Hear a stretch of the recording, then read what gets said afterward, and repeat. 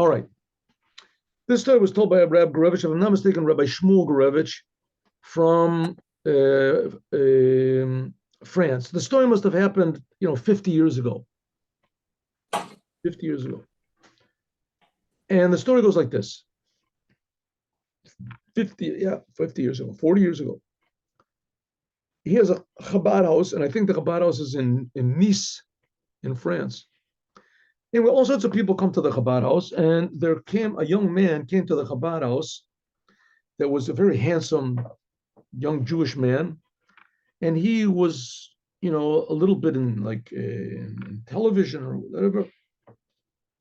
And he started coming to the Chabad house, and little by little, he came more and more. He started putting on tefillin, and he started keeping Shabbos. And one day there was. I'm sorry. Let me start the story. The story starts a little bit differently. The story starts that there was a big Farbringen, a big Chassidic gathering in his Chabad house. I think it was Yutet Kislev. And like I say, it was like 50 years ago or however long, 45 years ago. And Rabbi Gorevich stood up and he told this story. And he said, there was a young man that came to our Chabad house years ago, 5 years ago, whatever, 5 years ago. And he was not religious, a very, handsome young man. And he was a little bit in the media and television, whatever.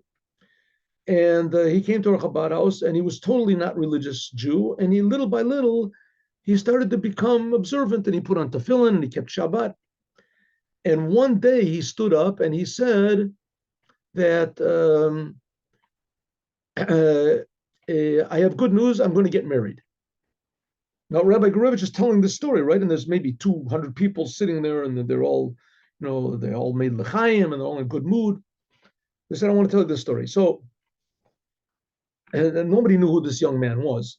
So he said, so this young man, he said, I got good news, I'm going to get married.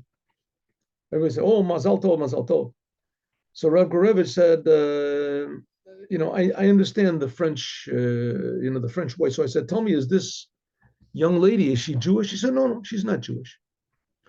So I said, well, let's talk about this afterwards. So he said, I know what you want to say, Rabbi. You want to say that, I'm not supposed to get married, but we love each other and we want that. So we'll talk about it.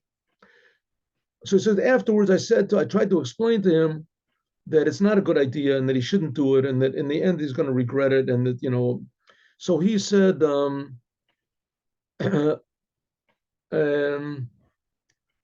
listen, I love this girl and we get along and we're going to get married. So Rav Gorevich said, so I said to him, listen, I mean, you want the Rebbe's blessing, right? He said, oh, yes, we. So he said, so you got to get the Rebbe's blessing. And so he said, all right, okay, that sounds good. So he agreed. And I think the way I understand the story is that he had a relative, a brother, whether a cousin, that learned in 770 in the Rebbe's headquarters in New York. So he told this young man, the young man, I guess, had means, and he flew to New York and he arranged for this person to go to the Rebbe. So he went to the Rebbe and he wrote a letter. Oh, and when he went to the Rebbe, everyone in France heard that he was going to the Rebbe, so they all wrote letters also, right? This was before the faxes and everything. People used to write letters. So he wrote a letter to the Rebbe, and he came along with like another 100 whatever letters to the Rebbe, and to give the Rebbe, everybody wanted blessings, they wanted advice, they wanted this and that. And so he brought, so all the letters that the people gave him, he gave in to the Rebbe's secretary. But this one letter, he said to the Rabbi Gorevich's relative that was with him in 770 in the Rebbe's headquarters, said, this I'm going to give to the Rebbe myself. So they tried to dissuade him and it didn't work. The Rebbe came out from prayer, from the afternoon prayer, and he was walking to his office and he gave the Rebbe this letter. So the Rebbe went into this room, and an hour later he got back an answer. Okay, what did he write in the letter? In the letter he wrote that I want to get married to a non-Jewish girl, and we really love each other, and we're really fitting to with one another. And Rabbi Gorevich said that I shouldn't get married to her because she's not Jewish. But we really, are harmonious, and I want the Rebbe's blessing. And I hope that if the Rebbe doesn't give me his blessing, that it won't have a bad effect on all the other letters that I brought, because I brought these letters. Maybe the Rebbe will get mad at me and say I don't want nothing to do with him or his letters. So that's the letter that he wrote to the Rebbe. So the answer he got back was that the Rebbe said, I want to answer the second thing first. That which you write, that I won't give a blessing to the other people, there is no such thing. Every Jew deserves a blessing. And that which you write in the beginning of your letter, that because you love her, that you want to get married, exactly the opposite. If you really love her, you won't get married, because it's not good for you and it's not good for her. That was the essence of what the letter was. So he read the letter and he said, very nice. The Rebbe is a very interesting angle that he looks at this. But the Rebbe is already married. He already has a wife. He's got, I love this girl. I want to get married. They go back to France. Now, this is all a story that Rabbi Gorevich is telling the story in the middle of this big Farbrengen. So he said it went back to France and he arranged the wedding. And they had a big band there. And this woman, this girl that he was married, she's really connected. And her family is also in a little bit connected to the underworld over there in France. And she's also connected with the television and with this. So when he gets married to her, he's going to be really set. He's going to have he's a talented fellow. And that's his big break. He's going to get into television. And he's going to be a big star and a big this. And also they like each other. She's very beautiful and he's handsome and talented. Both of them are. So it's ideal. So they arrange the wedding. And the wedding, they have a good band and they have a big meal, the best, and they invite thousands of people coming to the wedding. And in France, there's a separation between church and state. So they go, first of all, they make a big ceremony in the church, Catholic. Catholics have everything is big ceremonies, right? So they go to the church and they and he goes 100%, no problem. The whole thing is a big, religion and that stuff is a big joke by him anyway. So it doesn't make any difference which religion. So he goes and he eats the wafers and the oil and he bows down and whatever he prostrates and whatever you have to do, he does. Anything they tell him to do, he does. And then after that, they're going from there, they go from the church, they go to the mayor. And the mayor also performs, a perfunctory ceremony. And he asks the man, the girl, do you want to marry this young man? He asks her 3 times. And then he asks the man, do you want to marry this beautiful young girl? And she says, oui, oui, oui. And he says, oui, oui, oui. And that's it. So on the way from the church to the mayor's office, so they make a few, they have a little brandy over there and they're having a good time and everybody's really happy and they're joking, ha ha ha. The French people love to laugh and to be happy and joyous, and this is so. And they go to the mayor's office, and the mayor says to the woman, mademoiselle, or whatever they say, do you want to marry this young man? She says, oui. You want to marry this young man? Oui. You want to marry the young man? Oui. And everybody's laughing, and they make a little chayim. And he turns to him, and he says, and you, monsieur, do you want to marry this young woman?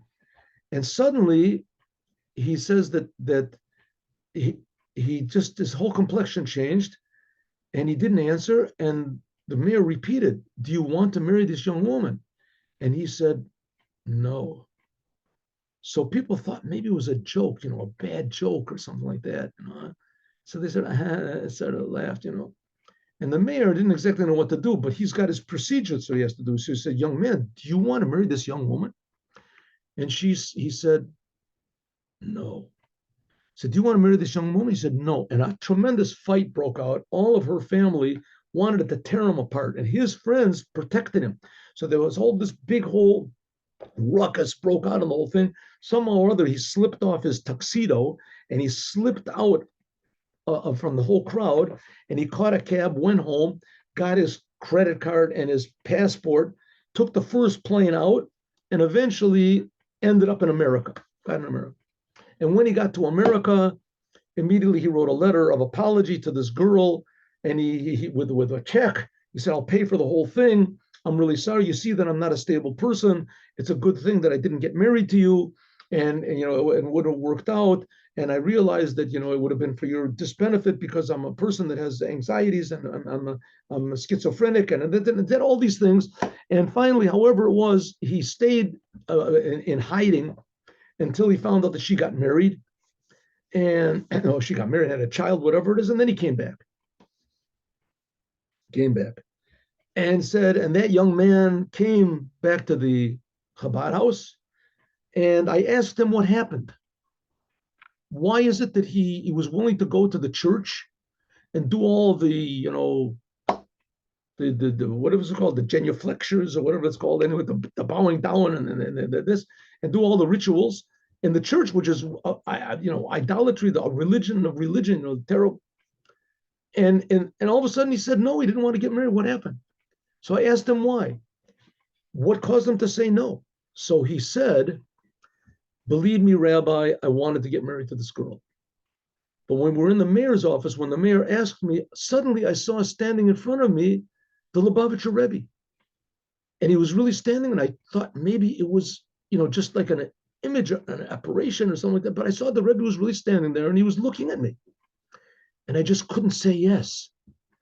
So I figured maybe it would go away, but it didn't. The Rebbe just stood there, and he was staring at me and looking at me. And I just couldn't say that I wanted to marry her. So I said no. That's the reason why. That's the story that Rabbi Gorevich told to all these people. And Rabbi Gorevich said, and that young man is sitting with us today.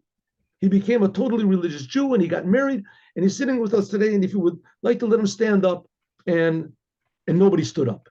The guy didn't stand up. Of course, Rabbi Gorevich did not look in his way.